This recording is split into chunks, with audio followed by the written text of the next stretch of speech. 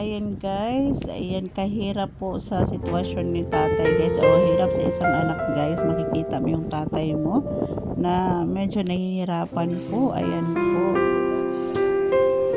Ayan. Ayan, therapy session na naman ni tatay guys. Ayan po. Thank God at unti-unti nyo nang nagagalaw yung kanyang kamay guys. Ayan yung kanyang paa. Ayan.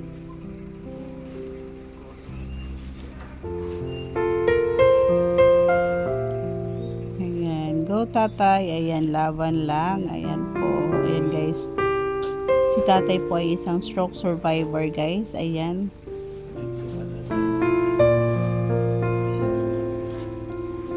Ayan po, laking tulong po yung therapy session ni tatay guys, ayan, dahil, ayan, unti-unti na lang naibalik yung kalakasan ng kanyang, katawan. Unti-unti na bumabalik yung mga nerves niya guys. Ayan, malapit ka na makalakad. Ayan po. Ayan, kunting na lang guys. Ayan, makakalakad na ulit si tatay. Ayan po, hirap na hirap pa siyang guys. Ayan, kailangan niya pa talaga mag-therapy session. Kasi hindi niya pa masyadong guys. Hindi niya pa masyadong mailakad yung kanyang paa. Ayan.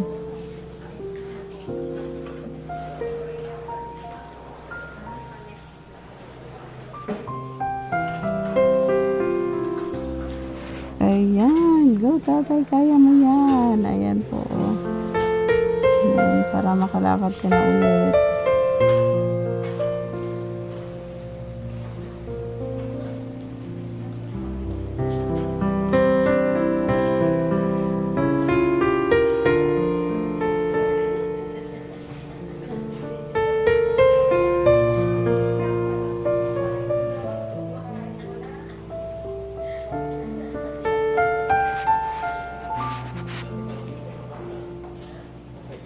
Ayan, medyo na na si tatay na walang alalay guys.